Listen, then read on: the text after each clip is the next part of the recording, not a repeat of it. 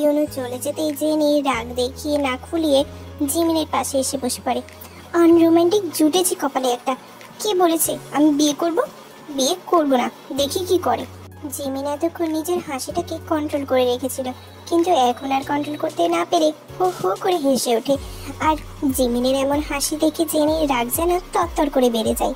তুমি এভাবে হাসছো কেন? তোমারটাও একই টাইপের, আনরোমান্টিক। তবুও তো আমারটা কিছু একটা ভাবে প্রপোজ করেছে, কিন্তু ইউনো। এই বলে আবারও হেসে ফেলে জিমিন। ওটা প্রপোজ কম, বিজনেসের ডিল বেশি মনে হচ্ছে। আর তাই এত খুশি হওয়ার কিচ্ছু নেই। তাও ঠিক, এদের দুজনের দ্বারা কিচ্ছু হবে না রে। জেনি সুগা বাসায় ঢুকতেই দেখতে পাই ওখানে সুবিন আর ইউনজুন সহ কাই আর লিজাও ড্রয়িং রুমে বসে আছে। কাই আর লিজাকে দেখে তো অনেক সারপ্রাইজ হয়, কিন্তু কিছু একটা নিয়ে হাসাহাসি করছে সবাই মিলে। সুগা বিষয়টা নিয়ে মাথা না ঘামিয়ে ওদের কাছে চলে যায়। চাচ্চু চাচ্চি, হোয়াট আ সারপ্রাইজ। ওদের সামনে এসে দাঁড়াই সুগা। তোমরা তো দুদিন পর আসবে বলেছিলে, ভাবলাম সবাইকে সারপ্রাইজ দেওয়া যাক, তাই আজকেই চলে আসলাম। তা কেমন আছো তোমরা? অনেক ভালো, কিন্তু এখানে এসে তো আমরাই সারপ্রাইজড হয়ে গেলাম। আমাদের সুগা দেখি কত বড় হয়ে গিয়েছে। এত বড় হয়ে গিয়েছে যে বিয়ের জন্য প্রপোজও করে ফেলেছে। আমি ভাবিনি যে সুগা আমাদের না জানিয়ে এত দূর এগিয়ে যাবে। ওটা প্রপোজ ছিল? আমার তো মনে হচ্ছিল যেন বিজনেস ডিল করছে। গাধা কোথাকার। আমার ছেলে তো আমারই নাম ডুবিয়ে দিল। সবাই কি বলবে? এই সুবিনের ছেলে তো এত আনরোমান্টিক যে একটা সুন্দর করে প্রপোজও করতে পারে না। তা ঠিক বলেছো ভাইয়া, তুমি যে লেভেলের রোমান্টিক ছিলে, তোমার ছেলে তো পুরোই উল্টো। আল্লাহ জানে আমার ইউনো কি করে। সুগা তো শুধু অবাক হয়ে সবার কথা শুনছে। ও বুঝতেই পারছে না যে সবাই কিভাবে জানলো যে ও আজকে জিমিনকে প্রপোজ করে এসেছে, আর কিভাবে করেছে সেটাই বা কি করে জানলো। সবার কথা শুনে লজ্জায় মাথা কাটা যাচ্ছে। ঠিক এমন সময় দরজা দিয়ে চেঁচাতে চেঁচাতে ঘরে প্রবেশ করে ইউনো। মম, ড্যাড, আমি তোমাদের কত মিস করেছি জানো তোমরা? আমি সব জানি। আমাদের আপনি ঠিক কতটা মিস করেছেন ড্রামা করতে হবে না। আমরা দূরে থাকায় ভালোই স্বাধীনতা পেয়েছিলেন, কিন্তু এখন আর এই সুযোগ নেই। আমরা চলে এসেছি। আসতে না আসতেই আমার ছেলেটাকে বকা দিতে শুরু করে দিয়েছো। এই ইউনো, বাবা তুই ওর কথা কানে দিস না তো, আমার কথা শোন। বলো আমার কিউটি মাম্মি। সুগা তো তাও ইউনজুন ভাবির জন্য বউ খুঁজে নিয়েছে, কিন্তু তুই কি করেছিস? খুঁজেছি তো, একটা সুন্দর পরীর মতো ছেলের বউ খুঁজেছি তোমার জন্য। ইউনোর কথা শুনে তো সুগা সহ সবাই অবাক হয়ে তাকিয়ে আছে। নাম কি মেয়েটার? জেনি। হ্যাঁ, এটা কবে হলো? আমি তো কিছুই জানি না এই বিষয়ে। মিস্টার জেহুপের মেয়ে? তুই আমাকে কেন জানাসনি যে তোদের মাঝে এমন কিছু আছে? নিজে যেমন আমাকে খুব জানিয়েছিলে তোমার আর জিমিনের ব্যাপারটা, তোমাদের দুজনের মধ্যে যে চক্কর চলছে, আমি আমার এই পুলিশের ব্রেন ইউজ করে সব জেনে নিয়েছি। ব্রেন? সেটা আছে তোর কাছে? অবভিয়াসলি আছে। ব্রেন আছে বলেই তো সকালের এত স্পেশাল মোমেন্টটা ভিডিও করে রেখেছি ফিউচারের জন্য। এই কথাটা বলি জিভ কাঠিয়ে ইউনো মুখ ফসকে বলে দিল, সেটাও আবার সুগার সামনে। এখন ওকে কি করবে কে জানে। তার মানে তুই সকালের ঘটনাটা ভিডিও করে রেখেছিস আর তারপর সবাইকে দেখিয়েছিস? আমি দেখাইনি, সবাই নিজে নিজেই দেখে ফেলেছে ফ্যামিলি গ্রুপ থেকে। তোকে তো সুগা ইউনোর দিকে পা বাড়াতেই ইউনো দৌড় দেয়, আর ওকে পায় কে? আর সুগাও ছুট দেয় ইউনোর পেছন পেছনে। নিজের বিছানায় আজ শোয়া অবস্থায় ফোনে গেম খেলছে জাঙ্কুক। ঠিক তখনই ওর রুমে ওর বাবা প্রবেশ করে। তুমি এখনো এখানে শুয়ে আছো জাঙ্কুক? রেডি হওনি কেন? রেডি হব, কিন্তু কেন? আজকে আমাদের একটা এঙ্গেজমেন্টের ইনভিটেশন আছে। এঙ্গেজমেন্ট? কার এঙ্গেজমেন্ট? Miss Kim Taeyoung. নামটা শোনা মাত্রই জাঙ্কুক ধরপড়িয়ে উঠে বসে। কি কি সব বলছেন উল্টাপাল্টা? তের এঙ্গেজমেন্ট তো অন্য কারোর সাথে? ইম্পসিবল। তাছাড়া এমন কিছু হলে তুই অবশ্যই আমাকে জানাতো। আমি কেন মিথ্যে বলবো? সকালে মিস্টার সুবিন ফোন দিয়েছিল, উনি নিজেই আমাকে ইনভাইট করেছেন। জাঙ্কুকের তো মাথা নষ্ট হয়ে যাচ্ছে আর এম সাহেবের কথা শুনে সব কিছু এলোমেলো হয়ে যাচ্ছে। এটা কিভাবে সম্ভব? আমি এই এনগেজমেন্ট হতে দেব না। দেখি কার এত সাহস যে আমার থেকে বিয়ে করতে চাচ্ছে। জ্যান্ত মাটিতে পুঁতে ফেলবো আজকেই ওকে। জাঙ্কুক রেগে ফায়ার হয়ে সোফা থেকে উঠে ও জ্যাকেটটা তুলে বেরিয়ে যায়। জাঙ্কুক চলে যেতেই আরিম সাহেব সুগাকে কল করে। কাজ হয়ে গিয়েছে। জাঙ্কুক অনেক বেশি রেগে আছে, একটু সাবধানে। এই বলে আরিম সাহেব কল কেটে দেয়। তেয়ং এর বাসা রঙিন লাইট, গোলাপ আর অর্কিড দিয়ে সাজানো হয়েছে। বাড়িতে ধীরে ধীরে মেহমানের আগমন বেড়েই যাচ্ছে। গেটের সামনে ইয়ঞ্জুন, সুবিন, কাই আর মিসেস লিজা মিলে সব মেহমানদের স্বাগত জানাচ্ছে। বড় একটা ফুল ভর্তি ঝুড়ি নিয়ে হাঁটছে ইয়োনো। ফুলগুলো ডেকোরেটরদের লোকদের দেবেও, কিন্তু ঝুড়িটা এতই বড় যে ওর মুখ পুরো ঢেকে গিয়েছে। সামনে কিছুই দেখতে পাচ্ছে না ও, শুধু আন্দাজেই এগোচ্ছে।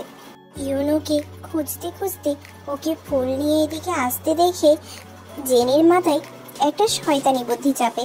ইয়োনো সামনের দিকে আসতেই ওকে পা বেজিয়ে ফেলে দেয় জেনি। ইয়োনো ঝুড়ি সহ পড়ে যায় আর সব ফুল ছিড়িয়ে ছিটিয়ে যায়। এই কে রে? রেগে ওপরের দিকে তাকাতে জেনিকে দেখতে পাই। তুমি? আমি। ইয়োনো একটা হাত জেনির দিকে এগিয়ে দিয়ে বলে, হাত দাও। জেনি ইয়োনোর হাত ধরতে গিয়েও হাত সরিয়ে নেয়। ইয়োনো নাক ফুলিয়ে নিজেই উঠে দাঁড়ায়। একজন পুলিশ অফিসারের ওপর হাত তোলার অপরাধে আমি তোমাকে অ্যারেস্ট করতে পারি, তুমি কি জানো? কিন্তু আমি তো হাত তুলিনি, পা তুলেছি। ওই একই কথা হলো।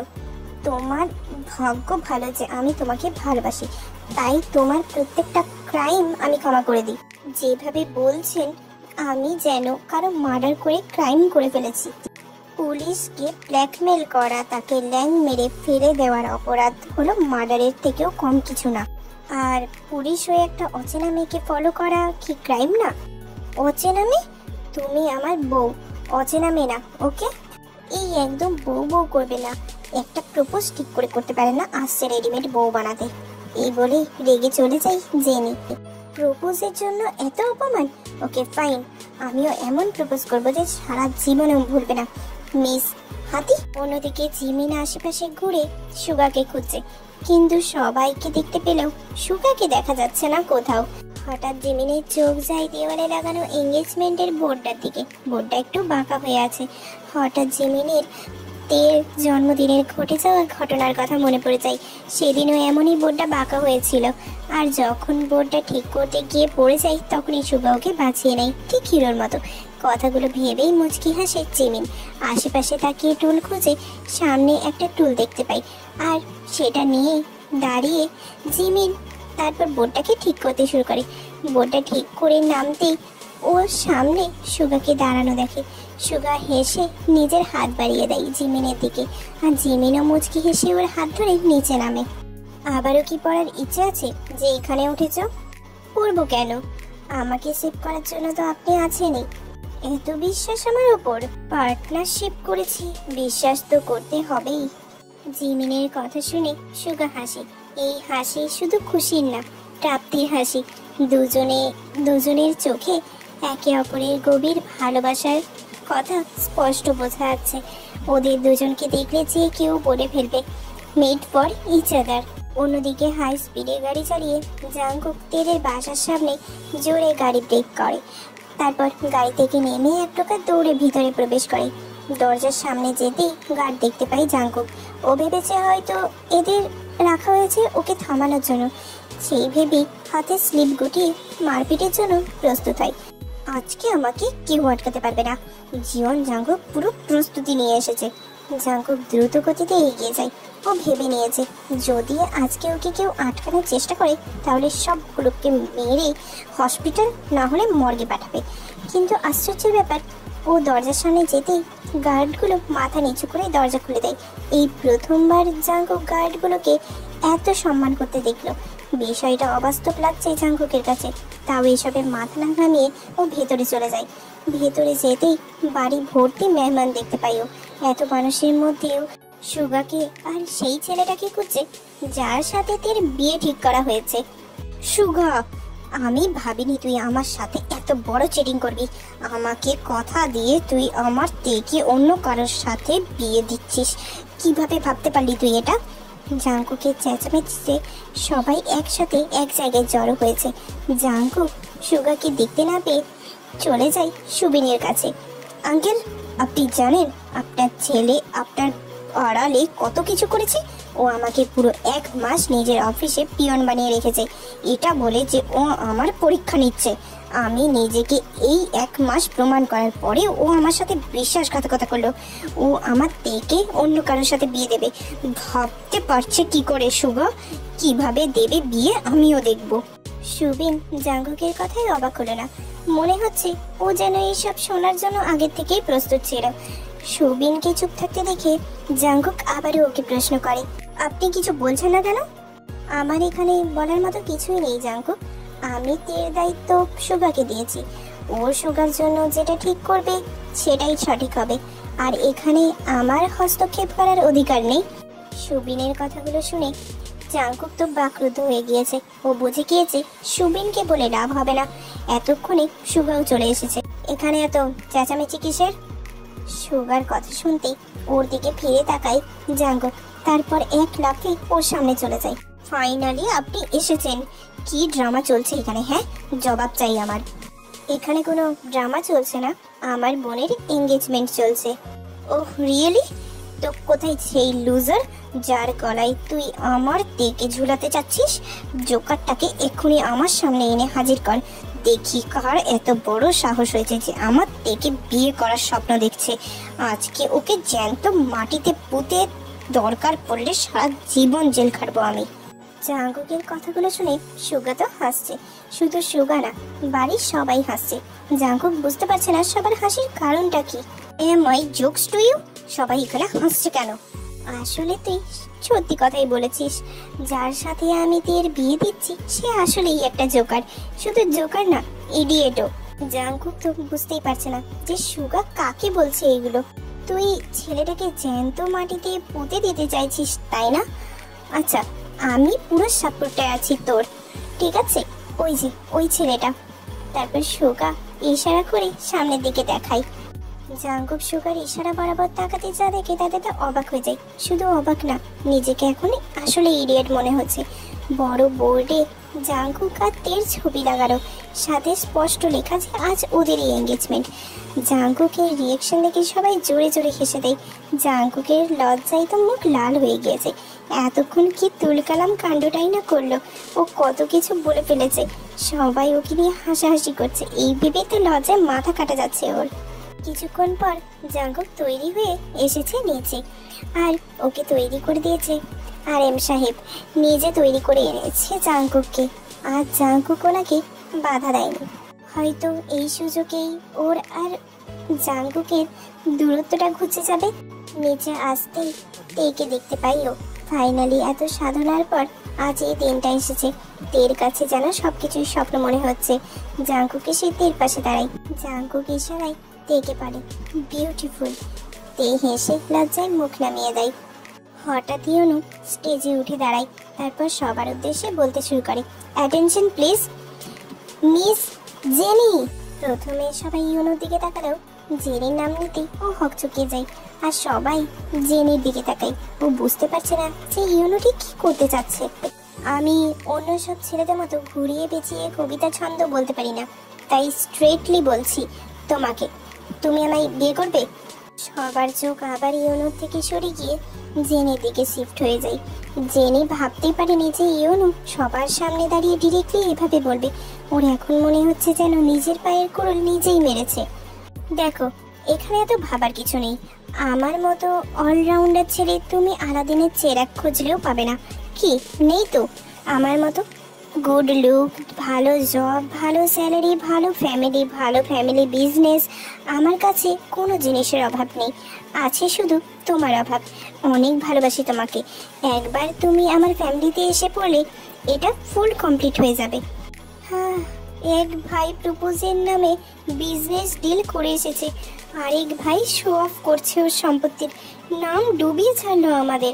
ঠিক বলেছো ভাই, জেনি তোর ইচ্ছে করছে হাতের পাশে যা আসে সেটা দিয়েই ইয়োনোকে ঢিল ছুড়তে। সবার সামনে এভাবে কেউ বলে? জেনিকে চুপ থাকতে দেখে তে ওর কানের কাছে মুখ নিয়ে এসে ফিসফিস করে পর বলে, হ্যাঁ বলে দাও ভাবি, না হলে ইয়োনো ভাইয়া আরো এমন কিছু বলে ফেলবে যে লজ্জায় মাথা তুলতে পারবে না। আমার ভাইদের আমি অনেক ভালোভাবে চিনি, তাই আগে থেকে সাবধান করে দিচ্ছি। তের কথা শুনে জেনি ঢোক গেলে ইয়োনো জেনিকে চুপ থাকতে দেখে আবারও বলতে শুরু করে, তুমি এখনো চুপ? তোমার জায়গায় অন্য মেয়ে হলে এতক্ষণে 100 বার হ্যাঁ বলে ফেলতো। ইয়োনো এবার স্টেজ থেকে নেমে মিস্টার জেহোপের কাছে চলে যায়। আঙ্কেল, আপনি বলেন, আমি আপনার মেয়ের জন্য পারফেক্ট না? হ্যাঁ অবশ্যই। তাহলে আপনি এই বিয়েতে রাজি? আমার কোনো আপত্তি নেই, কিন্তু জেনি আপনি রাজি হলেই হবে। ও তো অনেক আগে থেকে রাজি। তাহলে সিদ্ধান্ত ফাইনাল যে তের বিয়ের পর আমার আর জেনি আর সুগা ভাইয়া আর জিমিন ভাবির নাম্বার। আজকে থেকে আপনি আমার ফাদার ইন ল আর আমি আপনার সান ইন ল, ঠিক আছে? এই বলেই ইয়োনো জেহোপকে জড়িয়ে ধরে। জেনি ইয়োনোর দিকে তাকাতেই ইয়োনো চোখ মারে, আর জেনি তার চোখ ছোট ছোট করে ইয়োনোর দিকে তাকাই। ও বুঝতেই পারছে যে ইয়োনো এটা ইচ্ছে করে করছে। তো ড্রামা শেষ হলে আমরা এঙ্গেজমেন্ট কন্টিনিউ করি। এটা ড্রামা না সুগা ভাইয়া, আমার ফিলিংস। জেনের দিকে তাকা, ওকে দেখেই বোঝা যাচ্ছে সুযোগ পেলে তোর ফিলিংসে আগুন ধরিয়ে দেবে ও। কেন, জিমিন ভাবিও কি তোমার ফিলিংসে আগুন ধরিয়ে দিয়েছিল? সবার সামনে মার খেতে চাস? একজন পুলিশ অফিসারকে মারার হুমকি দিচ্ছ তুমি, তাও আবার পাবলিক প্লেসে। তুমি জানো এর জন্য তোমার শাস্তি কি হতে পারে? রিয়েলি কে দেবে আমায় শাস্তি? ওদের ঝগড়া শেষ হওয়ার নামই নিচ্ছে না। জাংকুকের মনে হচ্ছে হয়তো আজ ওদের এঙ্গেজমেন্টটাই হবে না, এই দুটো মিলেই বরবাদ করে ছাড়বে। বলছি আজকে কি আমার এঙ্গেজমেন্টটা হবে? কেন এমন অসহায় ফেস দেখে সবাই হেসে দেয়, আর সহ্য হচ্ছে না। ওরে তোরা দুজন চুপ হ। আর ইয়ঞ্জুন ভাবি আপনি রিং করেন। ইয়ঞ্জুন রিং বের করে তের হাতে দিতেই তে জাংকুককে পরিয়ে দেয়, আর জাংকুককে এক মুহূর্ত দেরি না করে তের হাতে রিং পরিয়ে দিল। জাংকুক তো আর পারে না তেকে খুশিতে ঝাপটে জড়িয়ে ধরে। জাংকুক, তুই এসব কাজে আমাদের সবার থেকে ফার্স্ট, সেটা আমরা সবাই জানি। এইভাবে সবার সামনে প্রুভ করার দরকার নেই। অসভ্য একটা বলেই তে লজ্জায় মাথা নিচু করে ফেলে, যেন এক্ষুনি মাটিতে ঢুকে যেতে মন চাচ্ছে ওর। হয়ে যেতে আর লজ্জা পেতে হবে না। কিছু লজ্জা বাসর রাতের জন্য তুলে রাখ, যেটা শুধু জাংকুক দেখবে। কি বলো তোমরা সবাই? আর এখন আমরা ফ্যামিলি পিক তুলবো একটা। এর আর কি করার, ছোট ভাই আর জাংকুক যে নির্লজ্জ এটা জানতো, কিন্তু আজকে দেখছে বড় ভাইটাও চরম নির্লজ্জ হয়ে যাচ্ছে। এই তো লজ্জায় মাথা তুলতে পারছে না। এবার ইয়োনো সবাইকে এক জায়গায় করে আর ক্যামেরাম্যানকে বলে তাদের ফ্যামিলি ফটো তুলতে। 1 2 3 পারফেক্ট ফ্যামিলি ফটো।